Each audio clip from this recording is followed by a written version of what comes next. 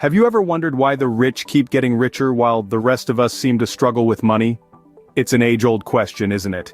And it's a question that opens up a world of conversations about wealth disparity, about the haves and the have-nots, about the financial divide that seems to be growing wider every day. Let's take a moment to think about it.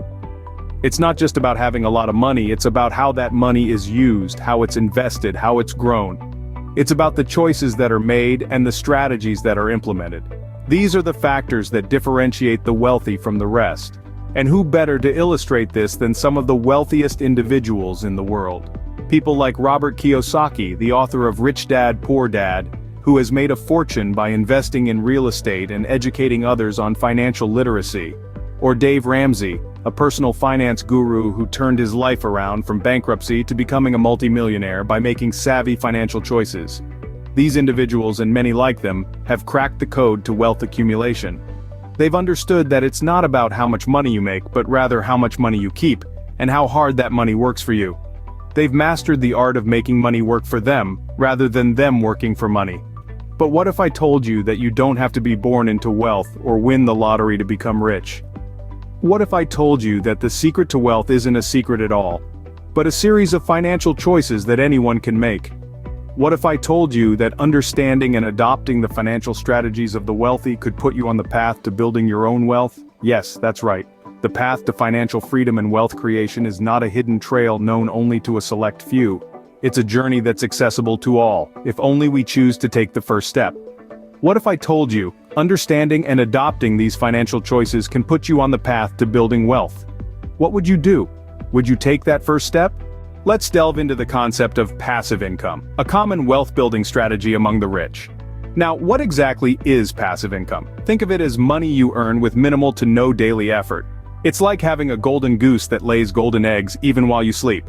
One classic example of passive income is real estate investments. Consider Robert Kiyosaki, author of Rich Dad, Poor Dad. He built his wealth by investing in properties that generate rental income. The key here is that he doesn't need to actively work for this income.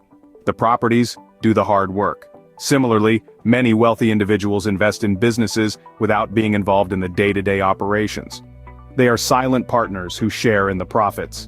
These businesses operate and make money whether the investor is at the beach, reading a book, or even sleeping. That's the beauty of passive income. But let's not stop there. Another popular source of passive income is the stock market. By investing in stocks, bonds, or mutual funds, you can earn dividends or interest.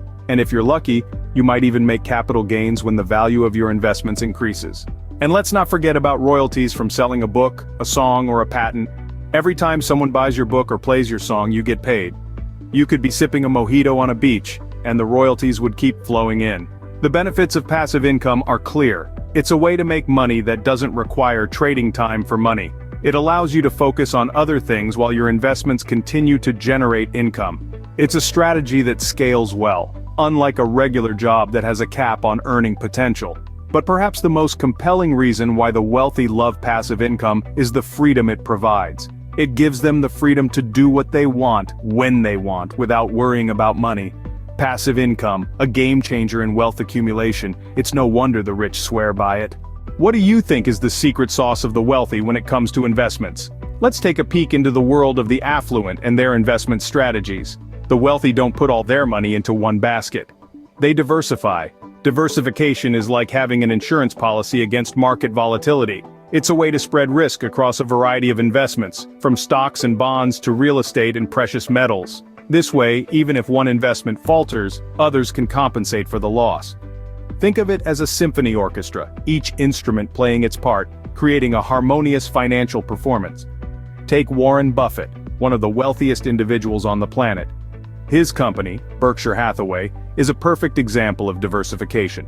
It owns businesses in a wide range of sectors, from insurance and utilities to food and clothing. This broad-spectrum approach helps to balance out the highs and lows of the market. Next, let's talk about the long-term investment mindset. This is where Dave Ramsey's investment philosophies come into play. Ramsey is a firm believer in the power of compound interest. He advises folks to invest consistently over the long haul, rather than trying to time the market or chase quick profits. It's like planting an oak tree. You don't expect it to become majestic overnight. It takes time and patience, but the result is a strong and sturdy financial future. Ramsey also advocates for investing in mutual funds with a history of strong returns, and sticking with them through the market's ups and downs. Again, it's about playing the long game, not getting swayed by short-term fluctuations. Investing isn't about getting rich quick.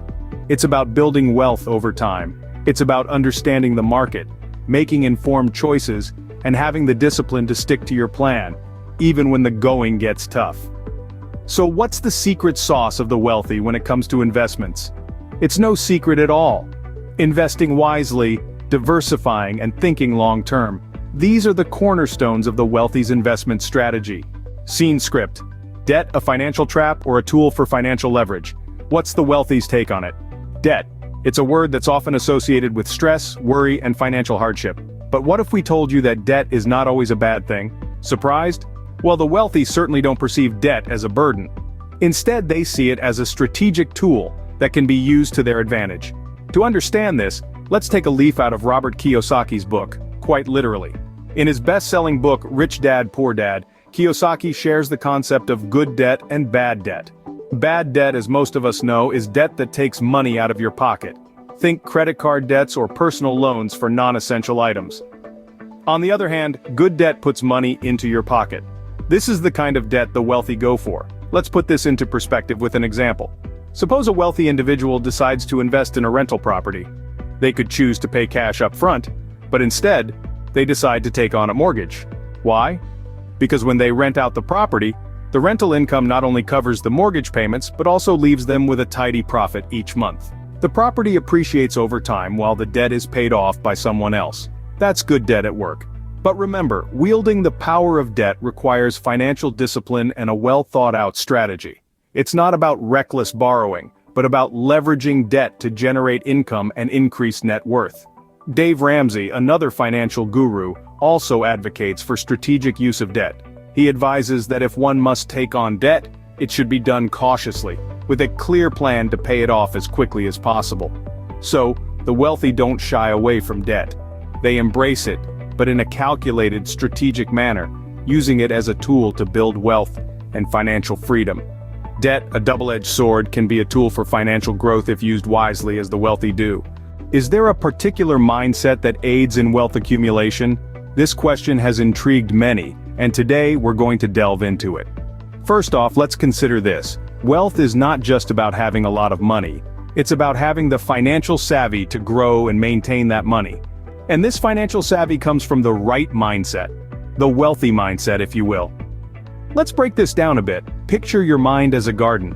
You can't expect to grow beautiful roses if all you plant are thistles, right? Similarly, you can't expect wealth if all your mind cultivates are thoughts of scarcity and fear. The wealthy mindset is one of abundance, confidence, and resilience. It's about believing in your ability to create wealth and maintain it. But here's the kicker. Just having the right mindset is not enough. It's like having a garden full of potential but no knowledge of how to tend it. This is where financial education comes into play. The wealthy understand this and invest time and resources into learning about finance and wealth creation. They read books, attend seminars, seek mentors. They don't just work for their money, they make their money work for them. And what's more, this learning never stops. It's continuous. Because the world of finance is always evolving, and to stay ahead, you need to keep up.